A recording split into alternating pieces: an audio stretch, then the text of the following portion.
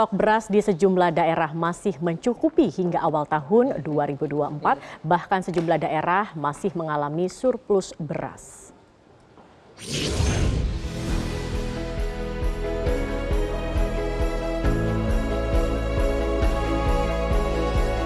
Saat ini Indonesia sedang menghadapi fenomena El Nino yang berdampak pada sektor pertanian dan mengakibatkan harga pangan khususnya beras merangkak naik. Menyikapi hal tersebut, Kabupaten Klaten sebagai salah satu lumbung pangan di Jawa Tengah terus mengawal. Saya yakin Kabupaten Klaten mampu menyumbang kebutuhan beras di Jawa Tengah maupun di Indonesia. Saya Haji Muhammad Wardan, Bupati dari Hilir, menyampaikan bahwa hingga bulan September ini stok beras mencukupi hingga awal tahun 2024. Pada dasarnya produksi gabah dan beras di Jawa Timur dibanding dengan tahun lalu sesungguhnya kita 10% lebih tinggi produksinya dari tahun lalu. Itulah yang menjadikan kenapa harga beras hampir sebagian besar provinsi di Indonesia di atas HET. Kendati akan ada ancaman El Nino, namun relatif tidak akan mengganggu ketersediaan pangan di Kabupaten Bompu. Bahkan kondisi pangan masih surplus sebesar 58.033 ton. Berdasarkan data neraca pangan, maka Kabupaten Simalungun dinyatakan surplus beras dengan harga rata-rata beras sampai akhir bulan September, yaitu beras medium sekitar 14.000 per kilogram, beras premium rata-rata 14.700 per kilogram.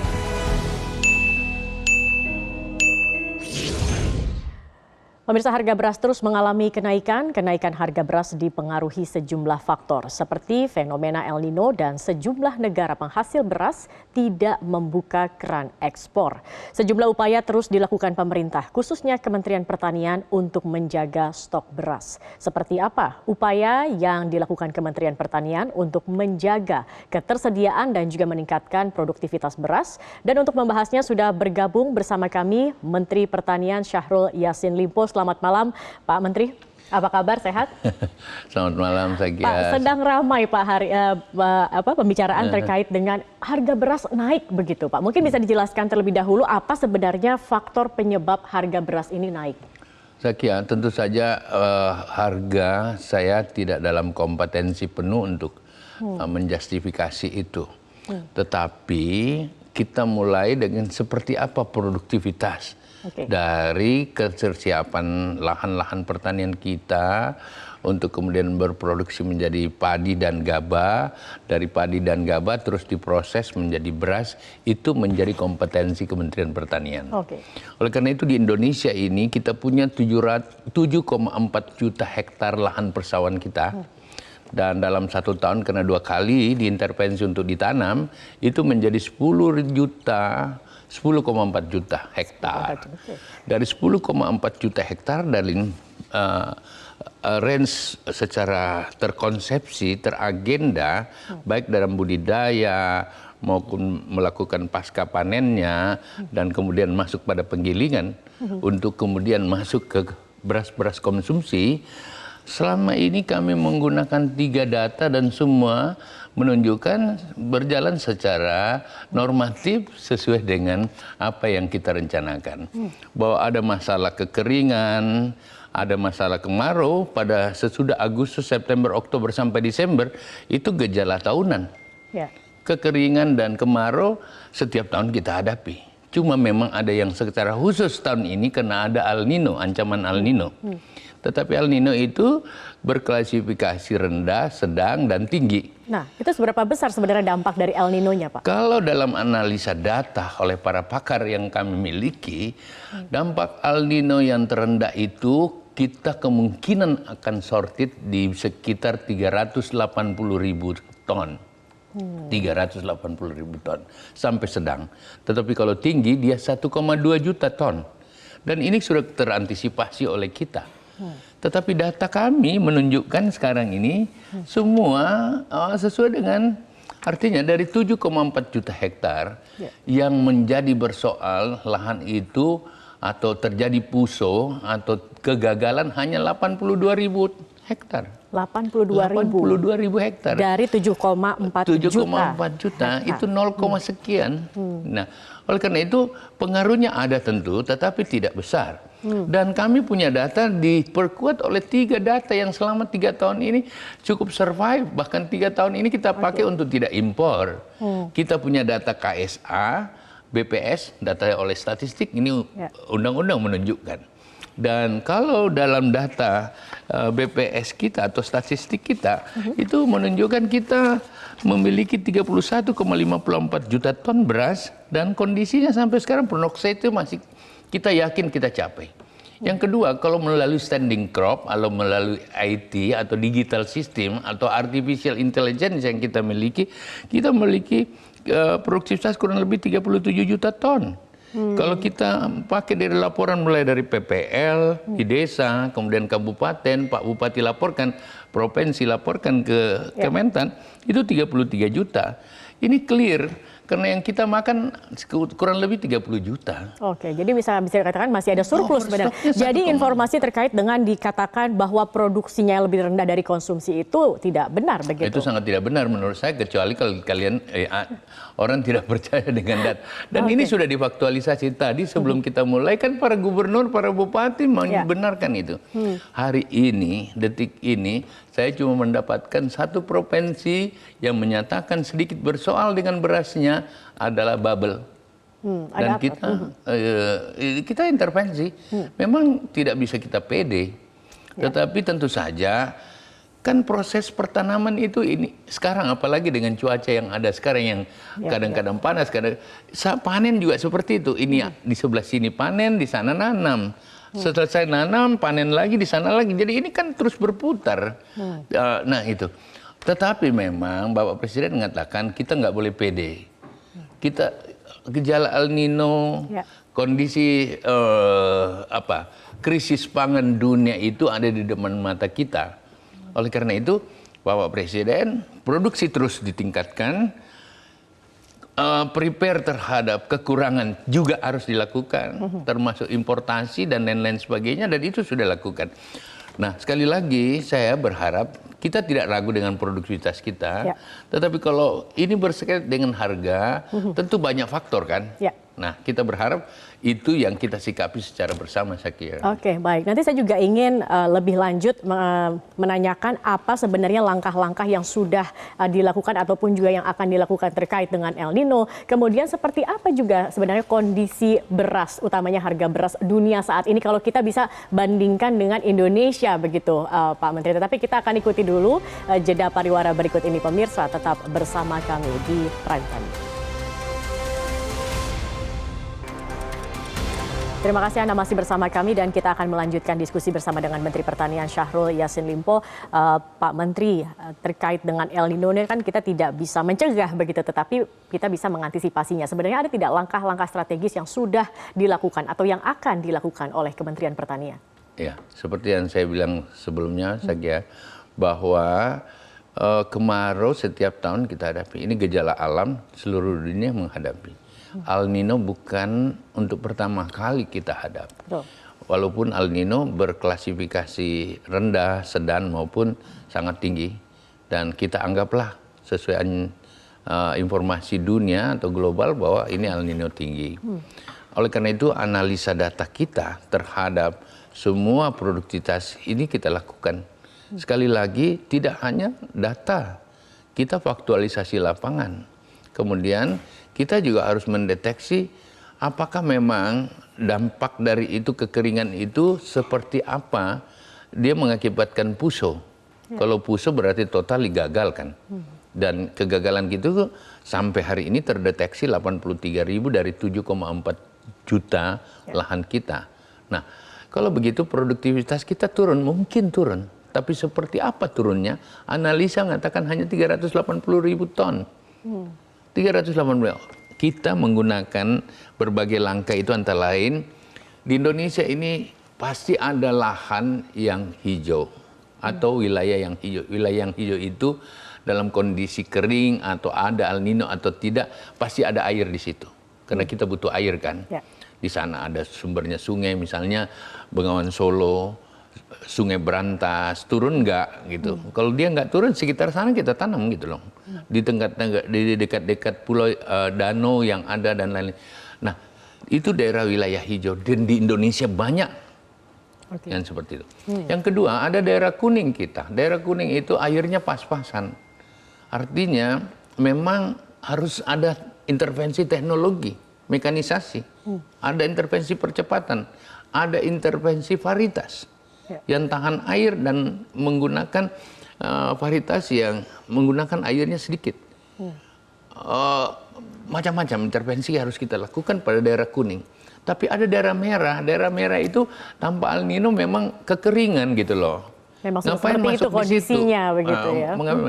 Oleh karena itu ada program reguler yang 1.000 hektar, semua kabupaten kota termasuk provinsi harus menjaga untuk melakukan percepatan tanam di 1.000 hektar. Jadi kira-kira dari 1.000 hektar setiap bupati dengan program reguler yang di-booster ini akan menghasilkan minimal pengganti kalau terjadi kekeringan atau produktivitas yang akan surut. Itu satu. Yang kedua, kita memang melakukan intervensi namanya Gernas, Gerakan Nasional Menghadapi El Nino. Gernas El Nino itu ada 500.000 hektar.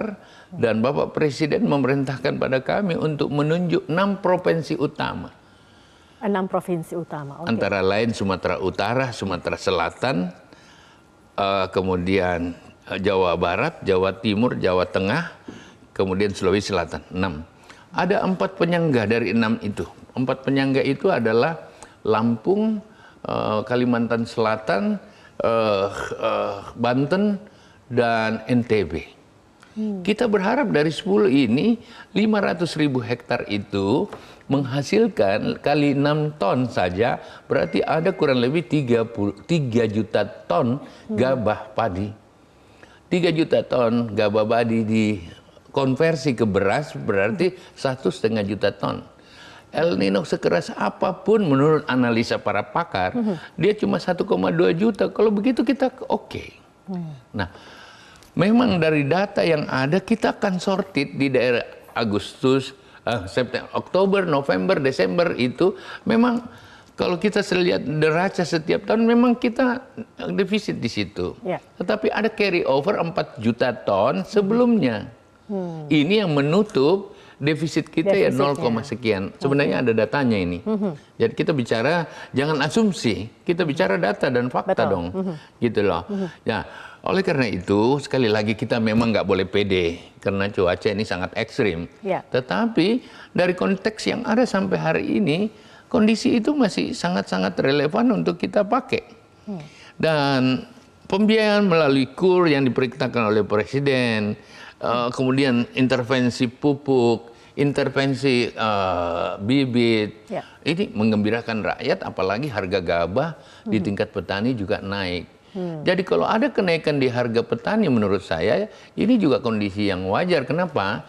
Karena ya berbagai beban-beban lain juga naik. Katakanlah biaya transportasi naik, biaya logistik naik, yang lain pupuk juga naik, bibit juga naik kan. Dan ini sudah dinaikkan oleh pemerintah. Tetapi kalau harga beras yang naik, ini tentu kita tidak boleh biarkan dia melonjak tanpa intervensi dari semua kita. Tetapi sekali lagi, masalah harga itu bukan domain Kementan, tetapi harus bersama-sama dengan kementerian lain, harus bersama dengan Bappenas, Badan Pangan Nasional, kita harus sama-sama dengan Bulog, dan tentu saja pemerintah daerah. Karena faktornya ada faktor logistik di sana. Atau sistem logistik kita, karena kita daerah kepulauan, sistem transportasi harus diperbaiki, dan mungkin kita berharap tidak ada panik stocking, panik buying dari stakeholder. Jadi harus duduk bersama sebenarnya kalau untuk urusan harga begitu ya, tidak bisa hanya oleh Kementerian Pertanian saja untuk terkait dengan harga beras dan ini. Dan di dunia harga beras memang lagi. Seperti apa saat ini memang kondisi beras dunia? Kalau kita boleh mungkin membandingkan juga dengan kondisi Indonesia saat ini begitu Pak? Saya berharap kita lihat data, kita jangan bicara hanya berasumsi kan. Saya mohon mungkin ada datanya bahwa kita sebenarnya punya datanya. Harga beras yang ada di Indonesia itu termasuk yang termurah lah. Kalau untuk Asia Tenggara, boleh lihat datanya sebelah kanan, ya. Di atasnya ada Filipina, Vietnam, ada Malaysia, Thailand, dan Singapura yang paling termahal begitu ya. Itu kalau di Asia Tenggara ya. Kalau dia di dunia, kita bisa lihat data ini. Jangan kita bicara tanpa data kan nih. Sehingga kita bisa lihat sebenarnya harga beras dunia itu lagi melonjak ke atas. Ini yang terus Bapak Presiden berharap bahwa Indonesia produksinya naik, petani mendapat margin atau pendapatan yang juga lebih baik, tetapi harga beras jangan melonjak tanpa pengendalian juga. Dan seperti itu.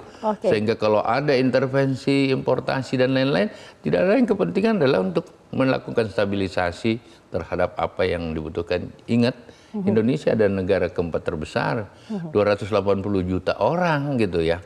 Oleh karena itu sekali lagi, tentu saja Kementan tidak pede-pede amat, tetapi mari semua berjalan secara normatif. Begitu. Semua sudah dipersiapkan, semua sudah ada bantalannya begitu ya untuk kasus-kasus misalnya nanti terjadi El Nino dalam mungkin waktu yang kita tidak bisa prediksi seperti itu. Pak Menteri juga kemarin kan sempat turun begitu ya ke beberapa daerah. Mungkin juga bisa sharing Pak ketika di sana seperti apa kondisinya dan bagaimana sebenarnya ketersediaan dan produksi beras di beberapa wilayah saat ini. Selain beras, saya ingin mengatakan bahwa di beberapa tempat air untuk pertanaman juga masih sangat normatif gitu loh.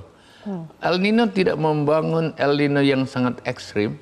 Dari pengalaman saya udah turun 1-2 bulan ini kurang lebih 20 provinsi loh. Dan kemarin saya bahkan masih bertanam dengan air yang kedalamannya sampai sebetis. Terus kita masih bisa bertanam. Jadi adakah daerah-daerah yang kering benar ada, tetapi itu bukan El Nino juga keringnya seperti itu. Tetapi yang lain normatif, bahkan sekarang banjir-banjir di mana-mana nih. Oleh karena itu kita tentu berdoa, mudah-mudahan saja suasana yang sangat ekstrim yang selama ini digambarkan oleh kita tidak membuat kita panik banget gitu ya. Karena ternyata air di sekitar kita juga masih ada. Tentu jangan milih lahan-lahan atau wilayah-wilayah memang sumber airnya jauh. Ya, tetapi air-air dengan intervensi kami dengan pompa-pompa air ternyata sekarang petani kita bahkan happy banget gitu lah. Ya. Jadi seperti itu, bahkan paritas yang kita turunkan dengan yang tahan air itu, mereka bisa menangkapnya lebih bergairah. Tidak hanya itu, asuransi pertanian juga menjadi bagian-bagian dari jaminan-jaminan untuk petani kita tetap pede. Dan yang saya berharap memang semangat petani yang terus mau menanam ini jangan sampai menjadi sedikit turun karena ya kita pojokkan bahwa produksinya kurang, bahkan produksinya harus kita beli rame-rame lah. Kurang lebih seperti itu. Baik, nanti kita lanjutkan kembali diskusi ini Pak Menteri karena kita harus jeda dulu. Pemirsa, kami masih akan kembali, tetap bersama kami di Prime Time News.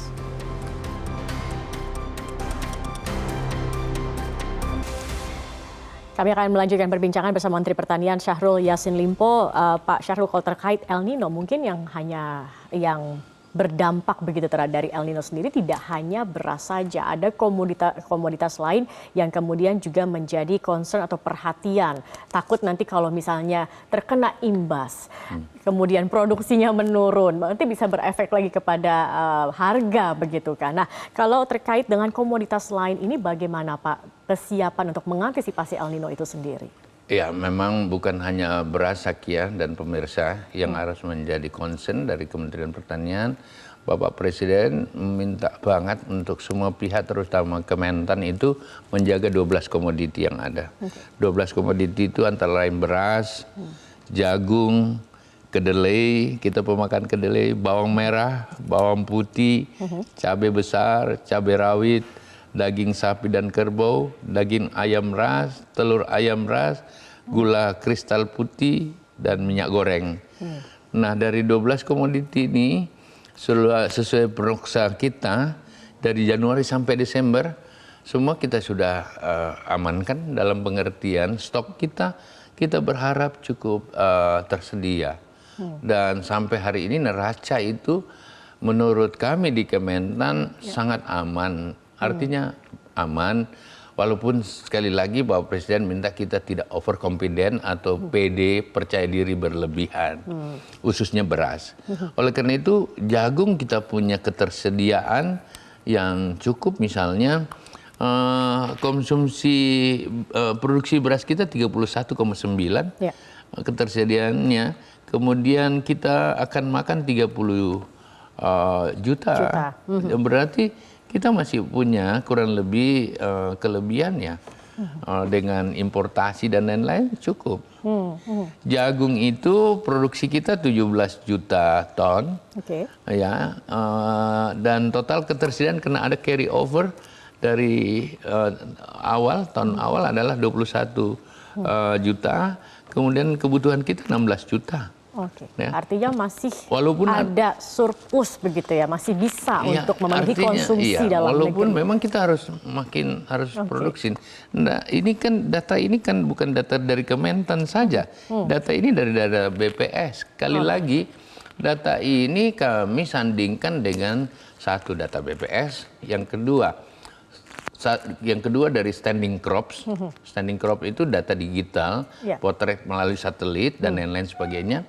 Dan ketiga, laporan daerah. Dan saya lihat penyajian yang ada di layar monitor bisa dideteksi oleh kita. Selebihnya ada importasi juga yang membackup-nya gitu loh.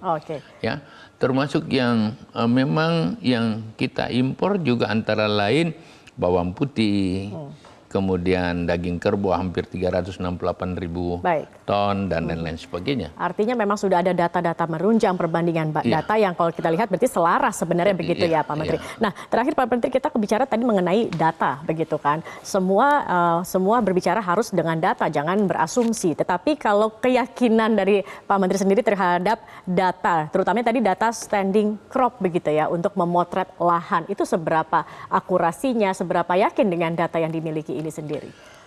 Jadi Zaki ya, para pemirsa, ada 3 data. Dan 3 data ini sudah 3 tahun kami pakai. Walaupun yang kita sepakati, data yang akan menjadi rujukan semua menteri dan kita di Indonesia adalah data BPS. Dan data BPS dari data yang kami miliki adalah data yang paling rendah. Ya, 31,5 juta itu data BPS. Kalau standing crop 37 juta. Kalau datanya dari laporan daerah 33 juta. Nah, sekarang sebesar apa akurasi yang ada di BPS? BPS udahlah, memang dia punya tugas. Uang negara memang dibayar untuk itu kan. Dan kita rujuk ke sana. Dan itu paling rendah. Ini boleh lihat datanya di layar monitor. Tetapi seperti apa sebenarnya data standing crop itu? Standing crop adalah melalui satelit, melalui digital, melalui artificial intelligence. Dan di era seperti ini kalau masih ada orang tidak percaya dengan pendekatan digital system, pemotretan by satelit, kemudian setelah data ini ada kan kita kan nggak diam aja. Kita melakukan faktualisasi, kita simulasi ke daerah. Langsung turun juga ya. Dan misalnya dari data satelit itu yang warnanya kuning berarti sudah siap untuk dipanen. Kalau dia sudah hitam berarti tanah ini sudah selesai dipanen. Itu digital udah menunjukkan semua. Dan luasannya itu bahkan produksinya udah melalui artificial intelligence sudah bisa dideteksi. Sudah bisa dideteksi ya. Dan seluruh dunia menggunakan itu. Kalau masih ada orang nggak percaya itu, saya nggak tahu lagi kayak gimana.